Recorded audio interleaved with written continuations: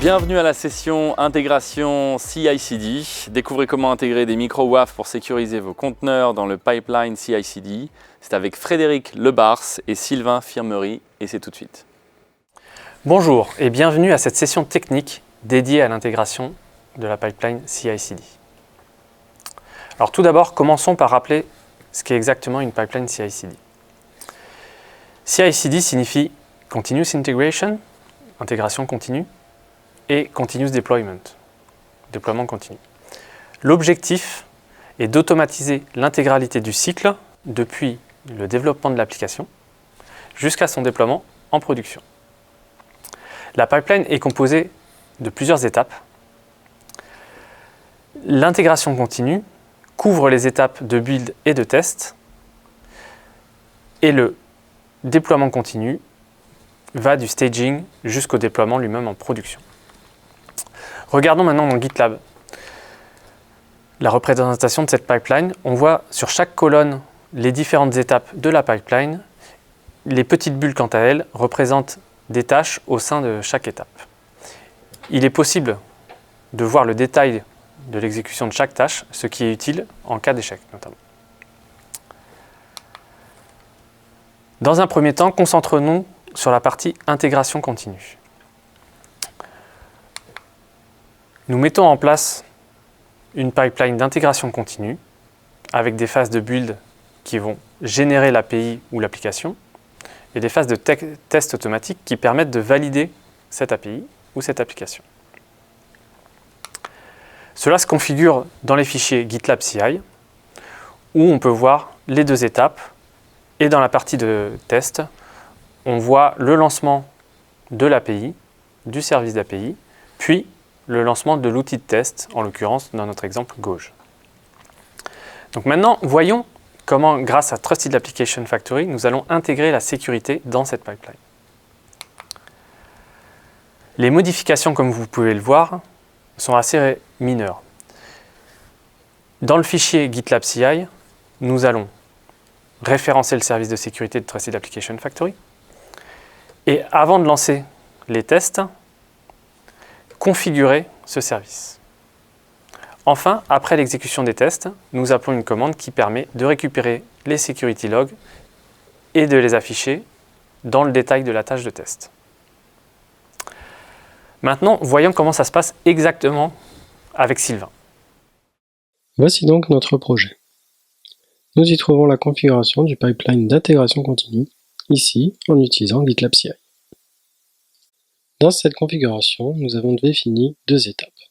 Une première construisant le binaire de notre application et une seconde procédant au test de celle-ci.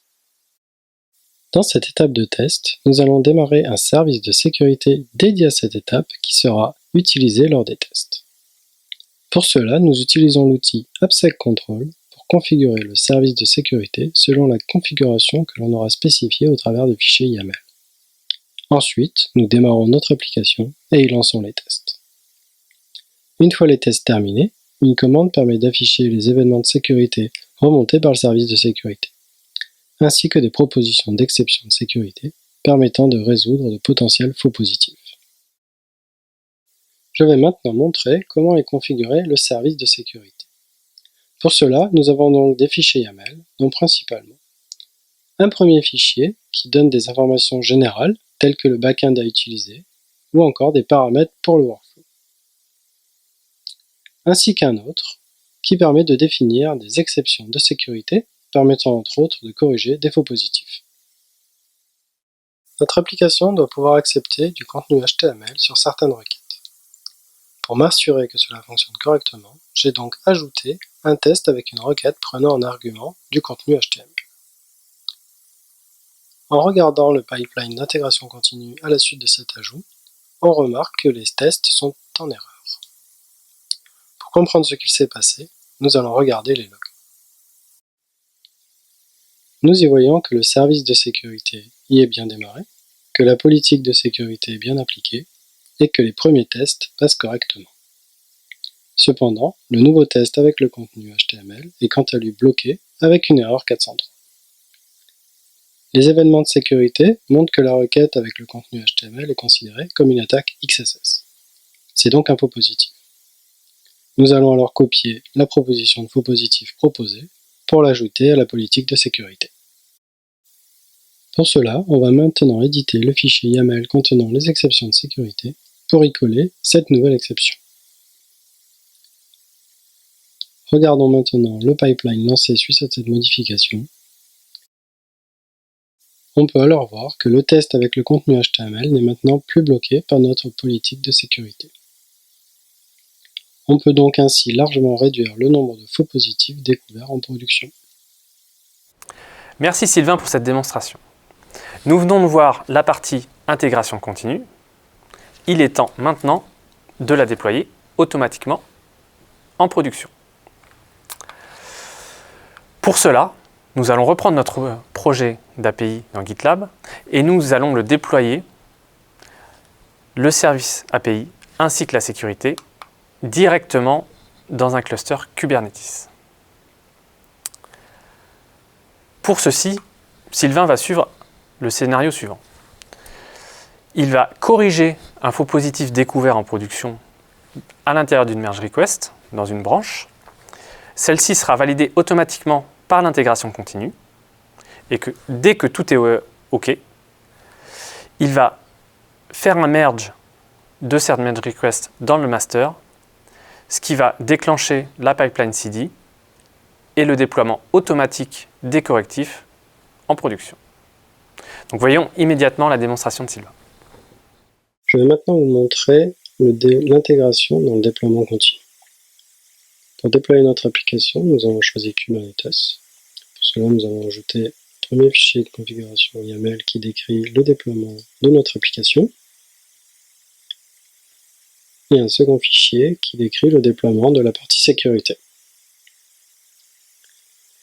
Au niveau de GitLab CI, nous avons maintenant une nouvelle partie déploiement qui contient principalement la création du conteneur pour l'application, son déploiement dans Kubernetes et le déploiement de la partie sécurité. Notre application est accessible sur cette URL. Celle-ci répond bien. Si nous essayons d'envoyer un message en HTML, celui-ci est bien accepté. Cependant, on peut voir qu'il y a encore des faux positifs, comme par exemple si on essaie d'envoyer quelque chose comme ça.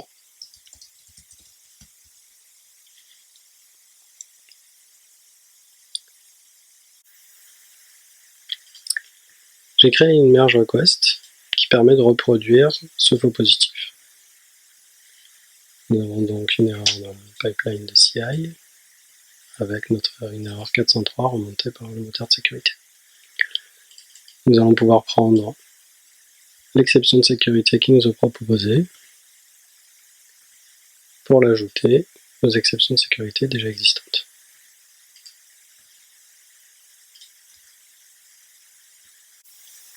Nous pouvons committer cette modification.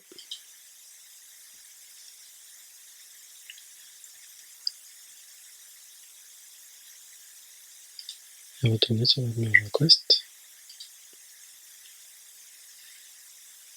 Un nouveau pipeline a été lancé suite à ce nouveau commit.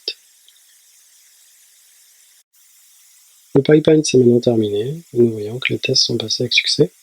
Nous allons donc pouvoir merger pour pouvoir déployer cela en production.